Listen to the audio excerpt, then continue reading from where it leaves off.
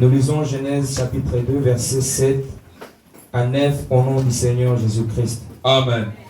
L'Éternel Dieu forma l'homme de la poussière de la terre. Il souffla dans ses narines un souffle de vie et l'homme devint un être vivant. Puis Dieu planta un jardin en Éden, du côté de l'Orient, et il y mit l'homme qu'il avait formé. L'Éternel Dieu fit pousser du sol des arbres de toute espèce, agréables à voir et bons à manger, et l'arbre de la vie au milieu du jardin, et l'arbre de la connaissance du bien et du mal. Amen. Amen. Nous acclamons pour la parole de Dieu. Et nous allons nous rasseoir.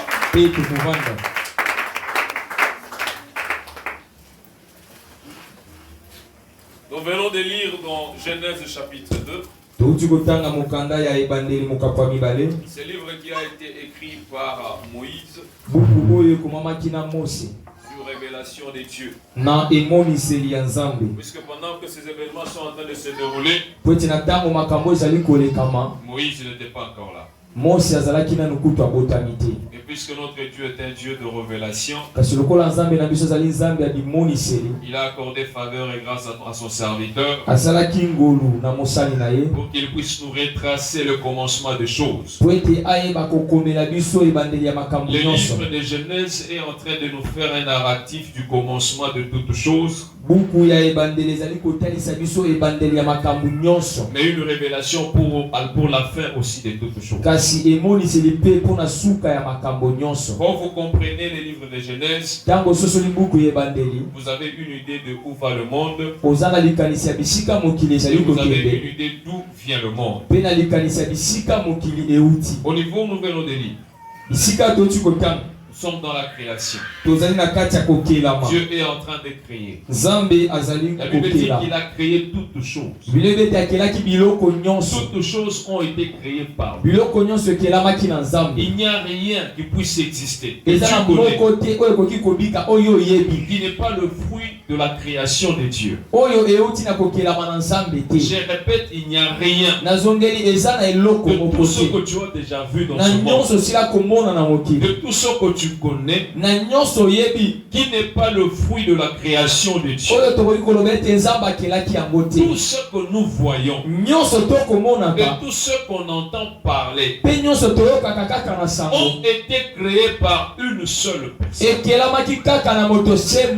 Jésus-Christ de Nazareth. Il y a des choses que tu n'as jamais vues et que tu ne verras jamais. Ça a été créé par Dieu. Alléluia. Alors quand nous commençons par Genèse chapitre 1, on nous montre comment Dieu a commencé à créer des choses. Jour après jour, pendant 6 jours. Il a consacré 5 jours pour créer autre chose. Et le 6e jour, c'est le jour où Dieu s'est consacré pour te créer toi et moi. Voilà pourquoi David dit à Dieu: je te rends grâce puisque tu as fait de moi une créature si merveilleuse, puisque Dieu a consacré toute une journée pour toi. Tu es une créature merveilleuse. Pourquoi? Puisque tu as été fait à l'image de Dieu. Tu as été fait selon la ressemblance de Dieu. Tu es différent des arbres. Tu es différent des animaux et des oiseaux. Le jour où Dieu voulait créer l'homme, il a dit: maintenant faisons l'homme selon notre image et notre ressemblance. Donc je profite de l'occasion pour te dire une chose, que tu es l'image de Dieu. L'arbre n'est pas l'image de Dieu. L'arbre est une simple création de Dieu. Mais toi, tu es l'image de Dieu. Tu es la ressemblance du Tout-Puissant. Est-ce qu'il y a une image de Dieu ce matin? Alléluia. Alléluia. Après avoir formé l'homme, La Bible dit, il le laissa quelque part. Il est parti former maintenant un jardin pour lui. La Bible dit que Dieu a formé un jardin pour lui. Au verset 8, il dit ceci. Puis l'Éternel Dieu planta un jardin en Éden. Dieu a planté pour l'homme qu'il a créé un jardin. J'aimerais que tu comprennes où je t'amène. Pour que tu saisisses en quelques minutes seulement la pensée de Dieu pour toi ce matin. Dieu crée l'homme. Il le forma à son image. Il ne s'est pas limité par là. Il dit non, non. Je dois aussi planter un jardin là où l'homme va vivre. Dieu avait le souci que cet homme lui-même a créé à son image ne puisse pas passer par des temps de souffrance, ne puisse pas passer par des temps de pleurs et de douleur. Dieu n'a pas voulu que Adam passe par un calvaire. Le souhait de Dieu pour Adam, c'est que celui-ci puisse mener une vie paisible, une vie sans trop de peine et de difficultés. J'ai quelqu'un ce matin. La pensée de Dieu pour toi, c'est que tu mènes une vie paisible. Dieu ne veut pas que tu mènes une vie de pleurs. Dieu ne veut pas que ta vie soit une vie de lamentation. Le souhait de Dieu, c'est que tu sois heureux. Le souhait de Dieu pour toi, c'est que tu sois heureux. Je dis à quelqu'un ce matin que le souhait de Dieu pour toi, c'est que tu vives en paix. Que tu peux dire Amen. Il crée Adam. Il va aussi créer pour lui un jardin. Après avoir terminé à faire ce jardin, la Bible dit,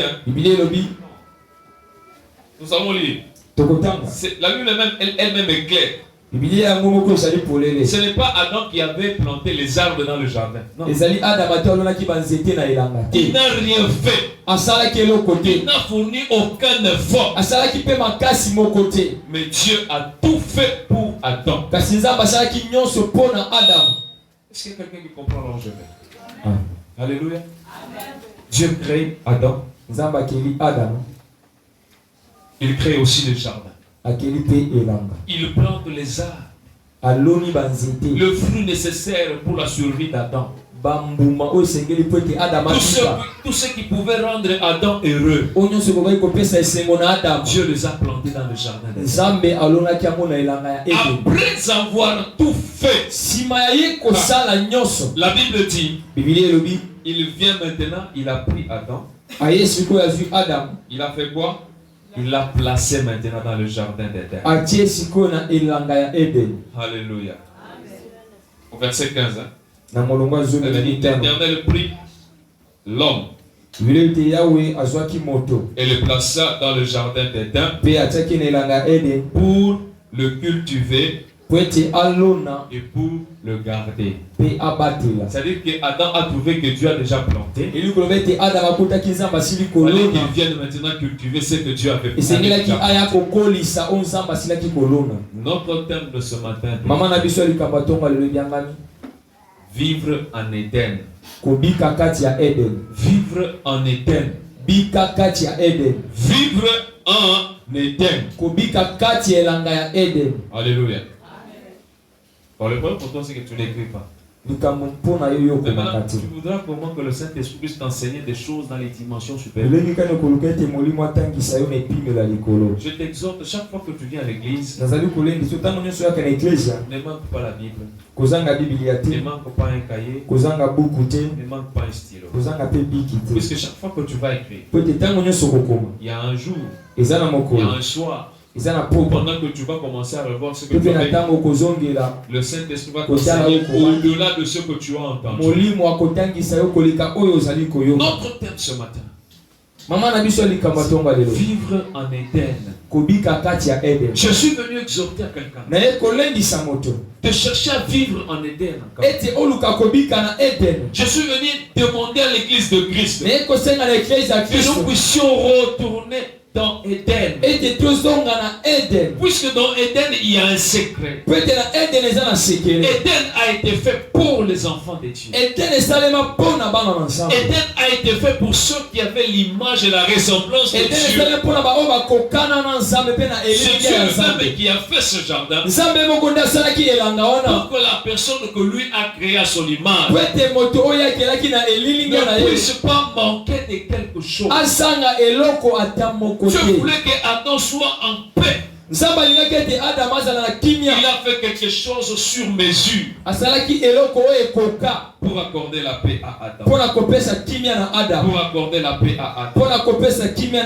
L'image de Éden pour nous.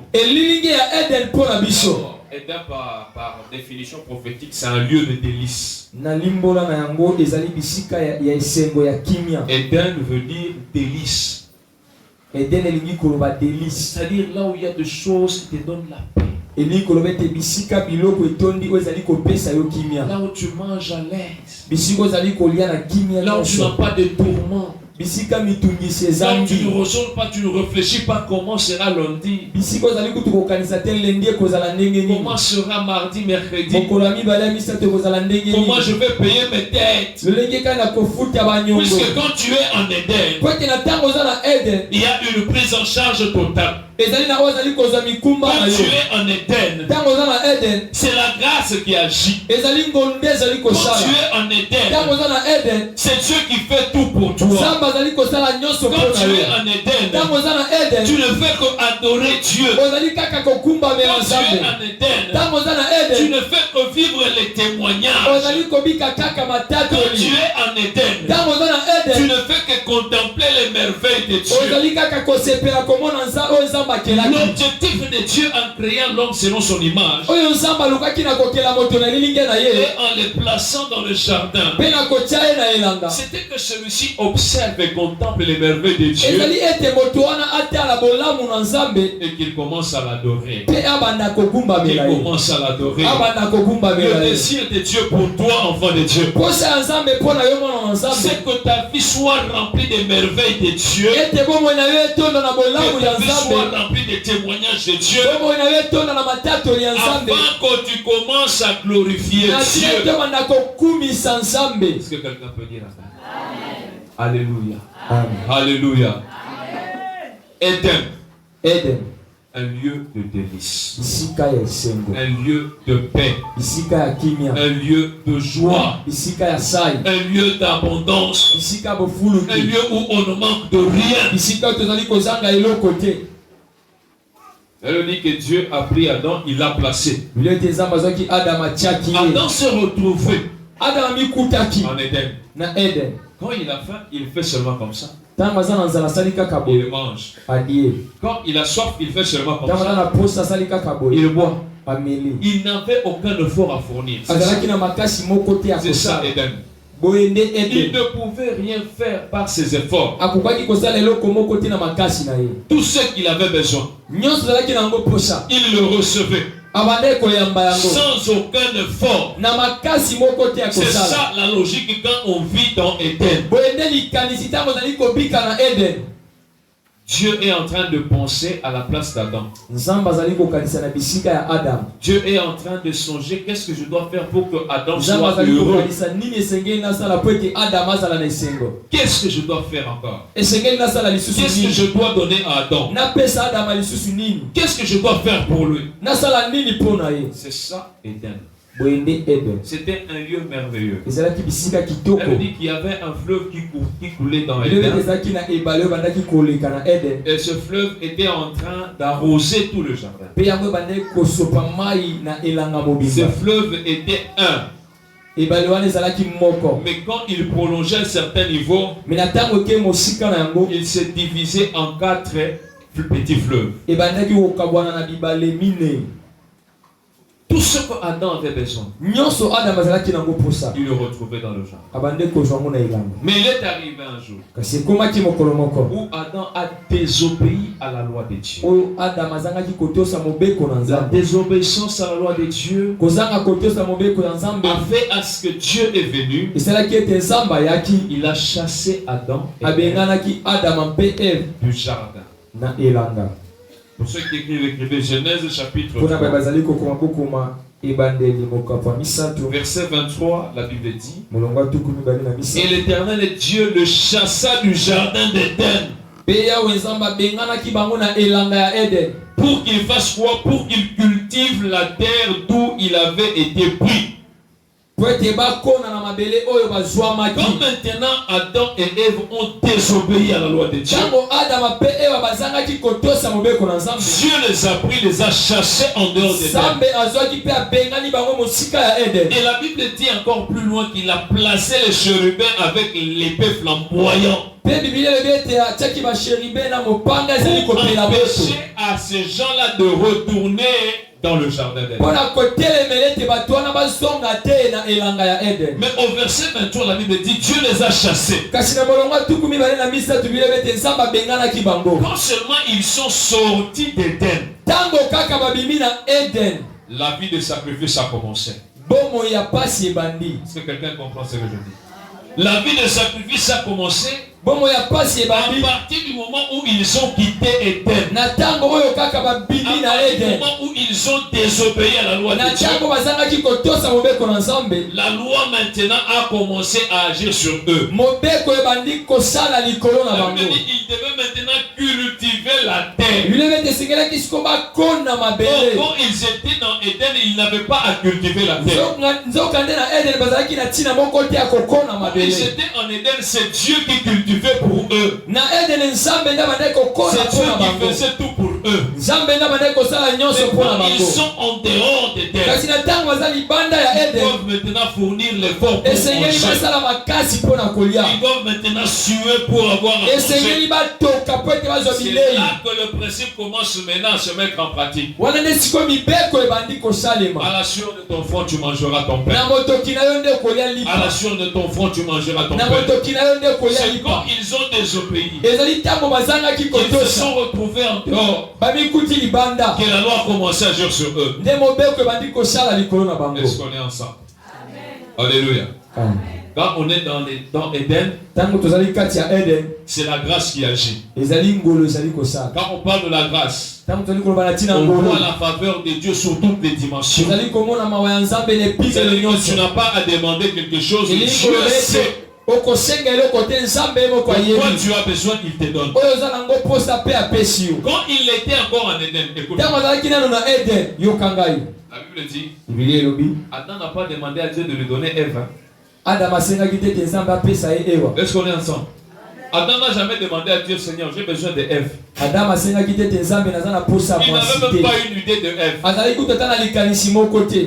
Bible dit que puisqu'il était sous la grâce, puisque Dieu faisait tout pour lui, puisque Dieu cherchait à ce que Adam soit heureux,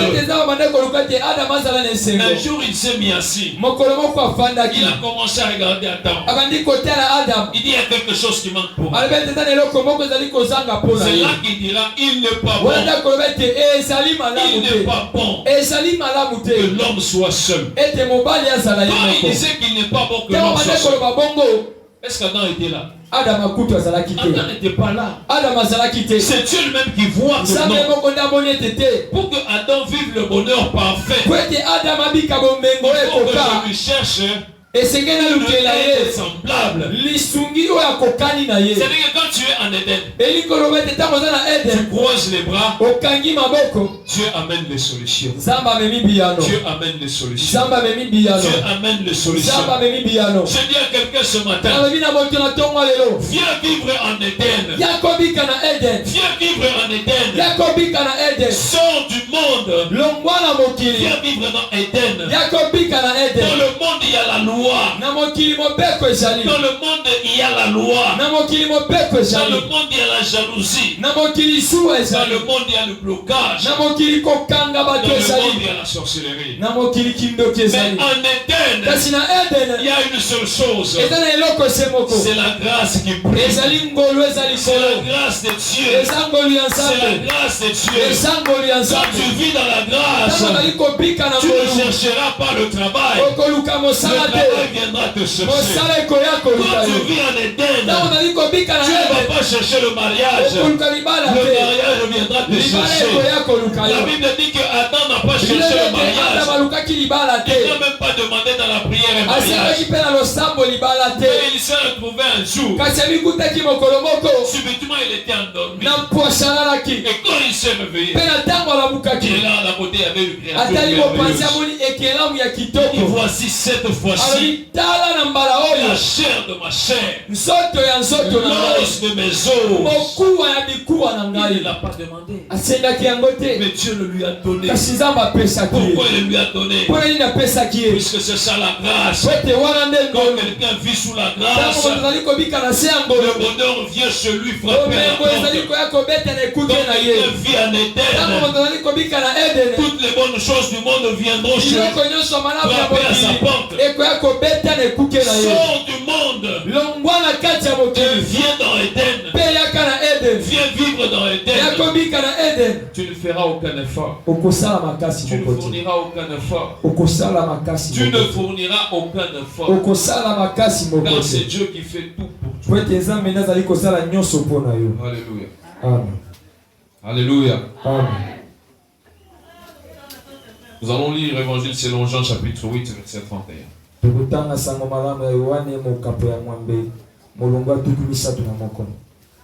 Chapitre 8. Jean chapitre 8 verset 31. Et il dit aux Juifs qui avaient cru en lui. Si vous demeurez dans ma parole, vous êtes vraiment mes disciples. Amen. Amen. 32. Vous connaîtrez la vérité et la vérité vous affranchira. Amen. Est-ce qu'on peut acclamer pour la parole de Dieu?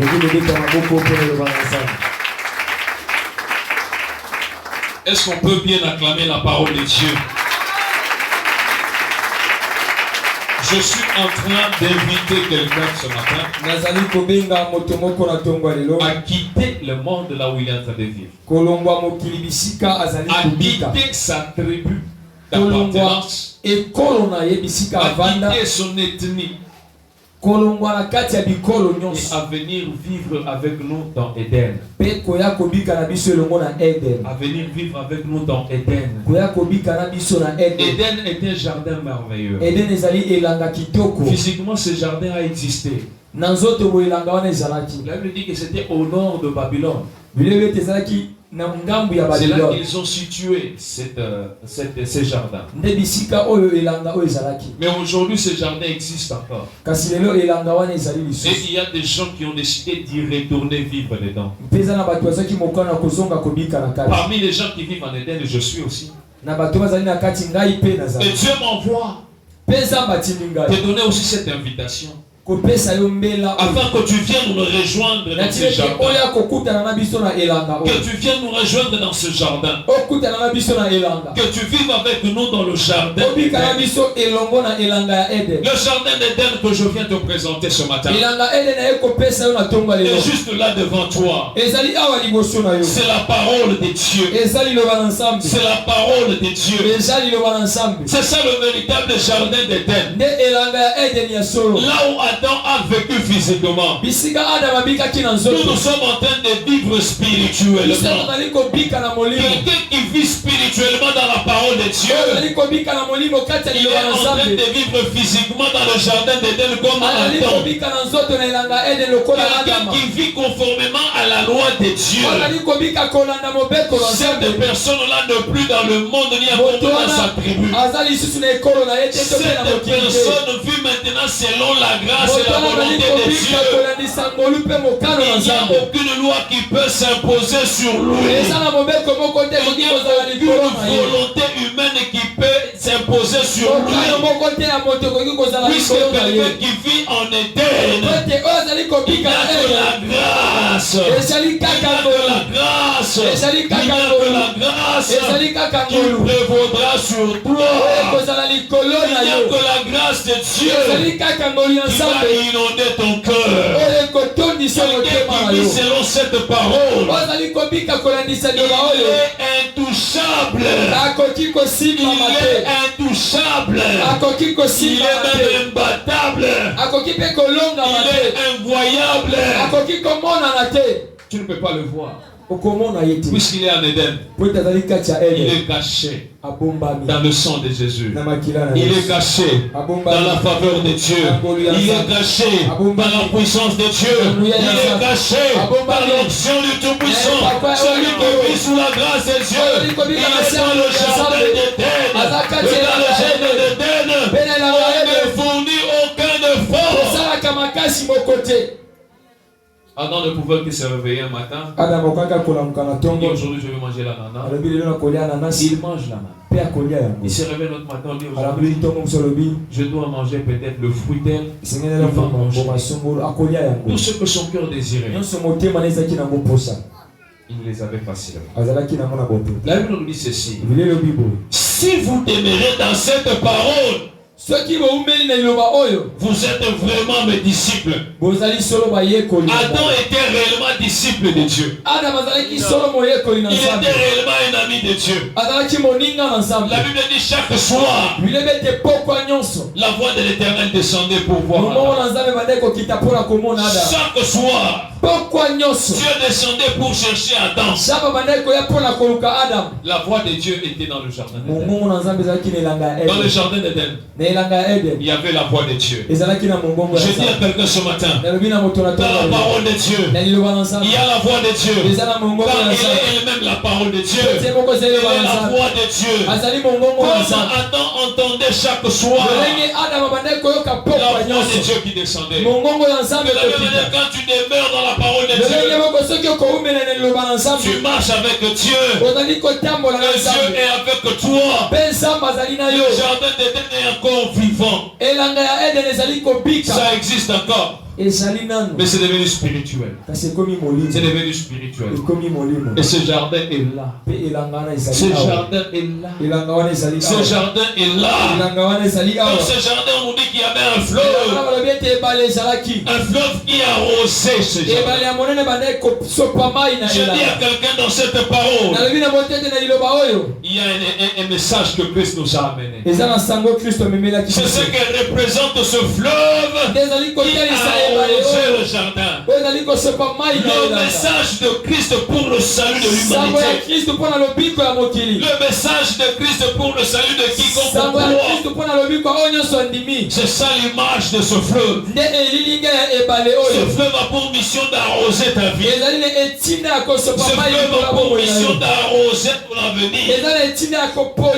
Ce fleuve est une bénédiction pour toi. Le message de Christ pour nous est une. Et c'est quoi, en quoi consiste le message de Christ?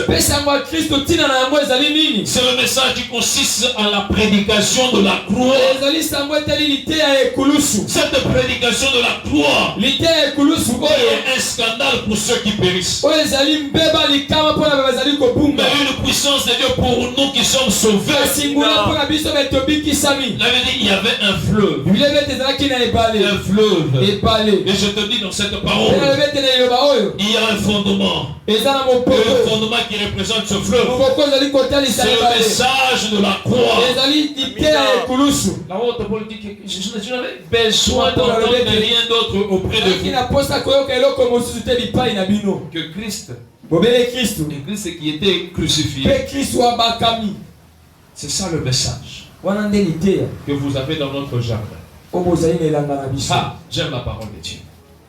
Écoute-moi bien. Elle me dit qu'il y avait un fleuve, n'est-ce pas, qui représente le message de Christ. Le message de Christ englobe l'Ancien et le Nouveau Testament. Quand tu vas faire la lecture dans Isaïe, tu vas comprendre le message de Christ. Quand tu vas lire dans Zacharie, tu vas comprendre qu'il y a un message de Christ. Celui de central, celui qui représentait ce fleuve-là. Alléluia. Mais maintenant, quelque part, on nous dit que ce fleuve-là est arrivé à un endroit où il s'est divisé en combien? En 4 parties. Ce message de Christ, prophétiquement selon Genèse, tel que le frère a divisé en 4 parties. Ce message nous est parvenu au travers 4 évangiles. C'est ça le message prophétique de ce fleuve qui se subdivise en 4. Il y a l'évangile selon Matthieu, il y a l'évangile selon Marc, il y a l'évangile selon Luc, il y a l'évangile selon Jean, qui nous présente Christ crucifié. Le seul évangile du salut de l'humanité. Mon frère, reviens seulement en Éden. Revenons en Éden. Le diable est là pour te pousser à quitter Éden. Il s'est approché d'elle. Merci. Écoute. Dans le jardin, il y avait 2 grandes personnalités. Et une troisième s'est ajoutée. Mais les 2 grandes personnalités là, ils vivaient là-bas. Il y avait Adam, il y avait Ève. Il y avait Adam, il y avait Ève. Aujourd'hui, le jardin que je vous présente compose aussi 2 grandes personnalités. Dans ce jardin que je vous présente ici, on parle d'abord de Jésus-Christ et on parle aussi de toi. Je pensais que tu allais dire Amen. Dans le jardin de l'ancienne alliance, selon Genèse, on nous parle de Adam. On nous parle aussi de Ève. Adam était l'époux. Et Ève était l'épouse. N'est-ce pas? Et dans le jardin que je te présente ici, on nous parle de l'époux qui est Jésus. Et on nous parle de l'épouse qui est l'Église. Et ici l'église se doit. Ici l'église se doit. Ici l'église se doit. Pendant que Adam vivait dans le jardin, le diable aussi était dans le jardin. Mais le diable n'a pas pu séduire. Il n'est pas venu le séduire. Est-ce que quelqu'un comprend ce que j'ai dit? Cherchez à comprendre la pensée de Dieu. Mais le diable est venu maintenant séduire qui? Alléluia. Alléluia. Alléluia. Je reprends. Dans le jardin selon Genèse, on trouve Adam. On trouve aussi Ève. Adam et les maris. Et Ève et l'épouse. Dans le jardin spirituel que je te présente, dans cette parole dont je te parle ce matin, il y a aussi 2 personnalités. Il y a Jésus qui est l'épouse. Et il y a l'église qui est l'épouse. Quand je parle de l'église qui est épouse, il s'agit de toi et de moi. Il n'y a pas de tableau malheureusement. Mais j'aimerais que tu comprennes ce qui se passe. C'est des corrélations prophétiques. Dans le jardin d'Éden, le diable n'est pas venu tenter Adam. Il n'a pas pu le faire. Il n'a pas pu. Mais il est venu tenter qui?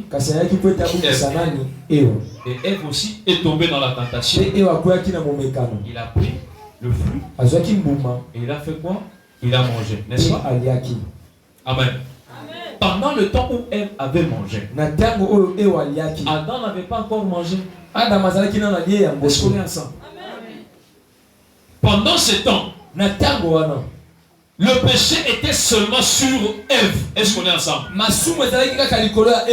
Ève est venue maintenant vers Adam. Adam qui regarde et dit, oh, pourquoi tu as touché à ce fruit? Dieu nous avait interdit de toucher à ce fruit. Dieu nous avait interdit. Mais maintenant, puisque la responsabilité était à Adam, Et Adam a vu que Ève avait déjà mangé. Adam n'a pas voulu que Ève seule porte le chapeau. Il a voulu porter aussi le chapeau de Ève. Parce que ce n'est pas Ève qui devait se justifier devant Dieu. C'est Adam qui devait se justifier devant Dieu. C'est ce qui se passe dans le jardin spirituel que je te prête ce matin. Il y a le premier qui s'appelle Jésus notre époux. Matthieu chapitre 15 verset 1. La Bible dit que le diable est venu le tenter. Comme ce fut le cas dans le jardin. Le diable n'avait pas pu tenter Adam. De même il est venu dans le désert. Il a essayé avec Jésus, ça n'a pas tenu. Il a essayé avec Jésus, ça n'a pas tenu. C'est comme ça il est venu vers toi. Il est venu vers moi. Toi et moi nous avions péché. Toi et moi nous avions péché. Toi et moi nous avions péché. Mais Jésus n'avait pas péché. Jésus n'avait pas péché. Et puisque dans le jardin, Adam devait se justifier devant Dieu. C'est comme ça que Adam a accepté de manger le fruit qu'Ève avait déjà mangé pour prendre la place de Ève. De sorte que quand Dieu viendra le soir, que Ève ne puisse pas dire quoi que ce soit, mais que lui puisse se justifier devant Dieu. C'est ce qui s'est passé sur la croix de Golgotha. Jésus-Christ de Nazareth a accepté de mourir pécheur, a accepté de prendre ta place, a accepté de mourir pour des choses que toi tu as commises. Toi qui étais Barabbas, Jésus a accepté de prendre cette place. Il est mort comme un pécheur, comme il n'avait pas péché. Adam a accepté de prendre le fruit juste pour justifier Ève. Je dis à quelqu'un ce matin, Jésus est mort à la croix pour toi. Il est mort à la croix pour toi. Il est mort à la croix pour toi. Il a pris ta place. Il a pris ta place. Toi qui étais une brebis errante, tu étais voué à la perdition. Mais Jésus, le nouvel Adam, l'Adam du Nouveau Testament, a accepté de prendre la place de l'Église. Il est mort pour nous sur la croix. Il a tout accompli pour nous sur la croix. Esaïe a prophétisé sur ces choses. Il a mis en réalité c'est nos douleurs, c'est nos malédictions, c'est nos souffrances, nos péchés. Il s'est chargé sur la croix. Un saint qui est mort comme un pécheur, sans avoir péché, puisque le péché était à nous. Toi et moi, les Èves du jardin, Christ a accepté de prendre notre place. Il a accepté de prendre notre place. Il a accepté de prendre notre place. La Bible dit dans le jardin d'Éden, quand Dieu a commencé à parler à Adam, c'est Ève qui avait commencé la chose. Pourquoi Dieu ne s'est pas attaqué à Ève? Il a parlé à Adam. Où es-tu? Non, je me suis caché. Nous sommes venus. Vous êtes venus. Avez-vous mangé le fruit que je vous ai donné? Alléluia. Alléluia.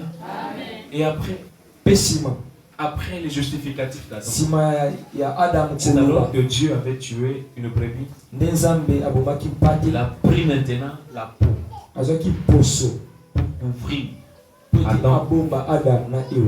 Alléluia. Pour couvrir Adam et qui?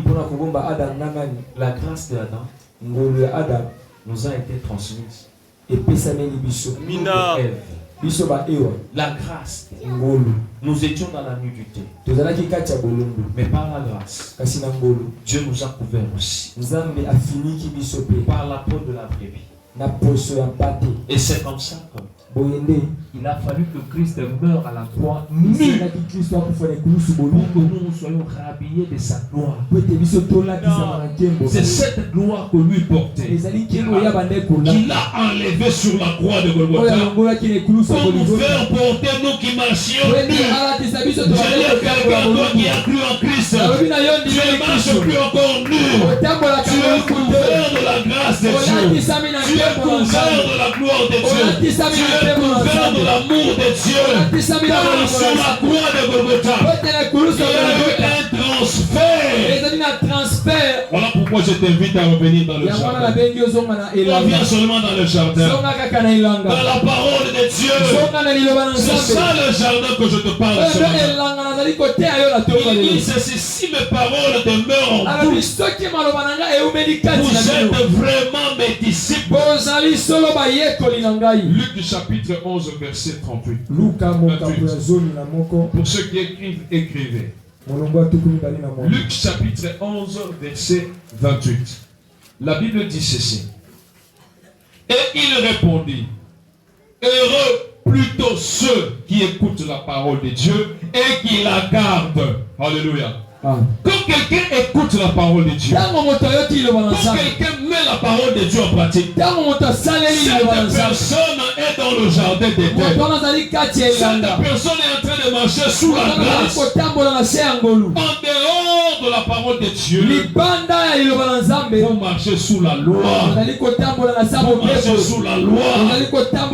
Et ceux qui marchent sous la loi, ils sont en train de suer, de transpirer.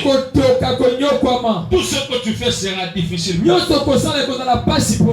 quand tu vis selon la grâce, quand tu entres dans le jardin d'Éden, quand tu marches dans la parole de Dieu, mon frère, tout ce que tu feras va te réussir. Revenons dans le jardin. Revenons dans le jardin. Le jardin de Dieu est là. Le jardin d'Éden est là. Si quelqu'un va revenir dans ce jardin, il verra que les choses qu'il fera aussi lui réussiront. Jean chapitre 15 verset 4. La Bible dit ceci. Jean chapitre 15 verset 4. Demeurez en moi et je demeurerai en vous. Demeurez en moi. Je demeurerai aussi en vous. J'ai dit à quelqu'un ce matin: demeurons dans la parole de Dieu. C'est ça le jardin d'Éden. C'est ça le jardin d'Éden pour nous. Il y a tout ce que Adam avait besoin. Tout ce que Adam avait besoin se retrouve dans le jardin d'Éden. Il dit: comme le sarment ne peut de lui-même porter du fruit, s'il ne demeure attaché au cep, ainsi vous ne le pouvez pas non plus si vous ne demeurez en moi. Si vous ne demeurez en moi. 2 Corinthiens chapitre 5 verset 7. La Bible dit: si quelqu'un est à Christ, il est une nouvelle créature. Une nouvelle créature. Comme Dieu avait créé Adam dans le jardin, si toi aussi tu viens à Christ, tu deviens une nouvelle créature. Tu as été créé par Dieu. Et il fait quoi? Il te place dans son jardin. Et le jardin où Dieu nous a placés, c'est cette parole de Dieu. C'est cette parole de Dieu. C'est cette parole de Christ. Nous marchons dans la parole de Dieu. Nous nous levons dans la parole de Dieu. Nous dormons dans la parole de Dieu. Nous mangeons dans la parole de Dieu. Tout ce que nous faisons dans la parole de Dieu. Nous méditons la parole de Dieu. Nous écoutons la parole de Dieu. Ainsi nous allons vivre le bonheur parfait. Le bonheur parfait n'est pas dans beaucoup d'intercessions. Le bonheur parfait est dans le jardin d'Éden. C'est ça la vraie bénédiction. La Bible dit dans ce jardin il y avait un feu. C'est une bénédiction pour Adam. Je dis à quelqu'un, dans cette parole il y a une bénédiction. Dans cette parole il y a une bénédiction pour ta vie. Crois seulement. Marche selon sa volonté. Tambola na mokano na ye. Marche dans la crainte de sa parole. Tambola na kubanga Marche dans la crainte de sa parole. Tambola na kubanga Et elobana ainsi ye. tu vivras la grâce de Dieu. Pebo yokobika Tu ne ngolu ya fourniras nzambe. aucun effort. Okosala makasi moko. Mais tu verras que tout est simple et facile à Kasi accomplir. okomona ete nyonso ezali pete. Puisque ce n'est plus toi qui Po accomplis ete les ezali choses, yo te moto okokokisa mais biloko. c'est Christ qui accomplit. Kasi Kristo nde akokokisa yango Voilà mpona yo. pourquoi Paul dit si j'ai vu, ce n'est Yango wana plus moi. Paul azali koloba soki ngai nazali kobika. Ce n'est plus moi qui vis. Eza lisusu ngai te nazali C'est kobika. Christ qui vit en moi. Ezali Kristo nde azali kobika kati Quelqu'un na qui ngai. marche conformément à cette parole. Moto azali kotambola kolandisa Ce n'est eloba plus oyo. lui qui vit, Ye te moto azali mais kobika. c'est Christ qui vit en lui. Kasi Kristo azali kobika kati na Puisque ye. tu es dans le jardin Po d'éternel. ete ozali kati elanga Et là ete. tu verras que la vie est facile. Okomona ete bomo ezali Si tu pete. marches seulement en conformité à cette Soki parole. ozali kotambola kolandisa Tu ne eloba oyo. forceras rien. Okotindika eloko te. Et tu verras que les choses elles-mêmes s'efforceront à okomona venir ete sur toi. makambo yango moko koya bipai na yo. Que Dieu t'aide. Nzambe asunga yo. Que Dieu t'accorde ce jardin-là. Nzambe apesa yo elanga wana. Que Dieu te permette encore de revivre dans le jardin Nzambe d'éternel. asunga yo bika lisusu na Que Dieu elanga te ebe. permette de marcher selon la grâce et Nzambe la faveur asunga de yo Dieu. otambola na ngolu mpe mawa ya Que Dieu Nzambe. te permette de faire des choses en toute simplicité et Nzambe facilité. asunga yo osala makambo nyonso na bopete. Sans les forcer, puisque la faveur de Dieu suit. otindika yango te po ete ngolu ya Nzambe eza likolo na yo. Ferme tes yeux. Kanga miso na yo. Commence à prier. Banda kobondela. Dis à Dieu, fais-moi grâce. Eza na Nzambe ete salanga ngolu. Que je revive encore dans le jardin d'éternel. Nabika lisusu na elanga Ce ebe. jardin qui est spirituel Elanga oyo ezali molimo. et qui est ta parole. Mpe ezali loba na yo. Je reviens à toi, Jésus. Nazongi bipai na yo Yesu. Fais-moi sortir du monde. Longola nga na mokili. Dis à Dieu, fais-moi sortir de Loba ma na Nzambe tribu. ete longola nga na ekolo. Fais-moi sortir de ma patrie. Longola nga na mbuka. Comme tu as demandé à Abraham, moi je vais Longo sortir olobaki de na ma tribu, ma Abraham famille, mon kapela lingi na pays. longwa na mboka na ekolo. J'aimerais habiter dans ton palais. Nakolinga navanda na ndako. J'aimerais habiter maintenant dans le jardin. Nakolinga navanda na ema. J'aimerais vivre sous ta grâce, Jésus. Nakolinga nabika na se ya ngolu na yo. Élève ta voix, bien-aimé, commence à prier. Tombola mongongo na yo mpe banda kobondela. Oh, Père Jésus. éternel natondi yo. Alléluia. Mpona liloba na yo nkolo. Merci, Yo Seigneur. oyo olingi ete nazonga bisika Merci, otakinga. Saint-Esprit de Dieu. Yo oyo olingi ete nazonga bisika. Merci, Jésus. Jésus, Jésus, Jésus. Merci pour ta grâce. Yesu sunga inasonga na elanga edeni. Esika otakinga na esika Elanga malamu. edeni ezali mobele liloba na yo, papa. Esika yo opesinga na esika Que je malamu. vive sous la grâce. Libanda na esika Que na yo je vive sous la kufa. grâce, Jésus. Libanda na esika Que oyo je opesinga vive sous la grâce. grâce, Adonai. Fais-moi grâce, Seigneur. Yakobika na ema na yo, Seigneur. Yesu kolo. De contempler constamment, Seigneur, Yesu kolo. ta présence et ta face, oh Yesu Dieu. nzambe na bango. Ngolu na yo ezongisa ngai, Seigneur, na Kolo elanga na yo. Yesu sunga biso. Kolo Yesu sunga eklesia Ngolu na na yo. yo ezongisa ngai, Seigneur, Kolo Yesu sunga eklesia na yo. dans ces lieux de Sunga délices. eklesia na yo, Yesu. Nabeleli yo nkolo na tombo lelo, Seigneur. Longola ngai na kati ya mokili, Papa. Longola ngai na kati ya couture, Seigneur. Longola ngai yawe libanda, kotisa ngai na kati ya ema na yo nkolo, ya tempelo na yo esantu, ya elanga na yo Yesu Kristo masira. Zongisa ngai nkolo, nabika na se ya ngolu na yo nkolo. Olongi olobaki na Paulo nkolo, que ma grâce te suffit, Seigneur.